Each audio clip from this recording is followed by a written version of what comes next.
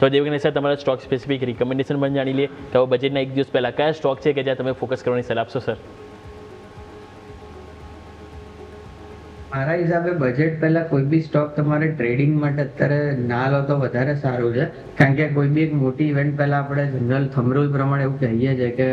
કોઈ બી પોઝિશન ના રાખવી, કારણ કે ગમે તે બાજુ આવી શકે છે અને એક્સપેક્ટેશન પ્રમાણે જો આપણે લેવા જઈએ અને એક્સપેક્ટેશન ફૂલફિલ નથી થતી તો માર્કેટમાં શાર્પ રિએક્શન કે કરેક્શન બી આવી શકતા હોય છે. તો માટે મને એવું છે કે કોઈ બી શેર અત્યારે તમે ટ્રેડિંગ માટે ના લો, પણ ડેફિનેટલી તમે આમાં એક ડિફેન્સ સેક્ટરમાં ટ્રાય કરી શકો છો લેવાનો, કારણ કે ડિફેન્સ એવું છે કે જેમાં એલોકેશન્સ આવી શકે છે, ક્યાં રેલવે સેક્ટર છે, ક્યાં એગ્રો સેક્ટર છે. તો ડિફેન્સ સેક્ટરમાં મારા હિસાબે BEL અથવા HALમાં તમે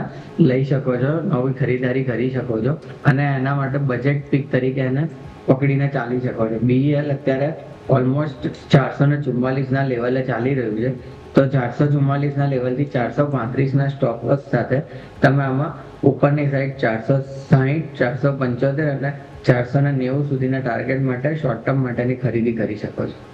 ઓકે, તો જેમ સરે કીધું એ પ્રમાણે BEL ભારત ઇલેક્ટ્રોનિક્સ લિમિટેડ કે જે એના ખાસ સાથે HAL પણ છે કે જે બજેટ પીક તરીકે ફોકસ કરવાની સલાહ બની છે દેવગણ સર તરફથી, જેની ઉપર આપણા સૌનું ફોકસ જરૂરથી રાખીશું.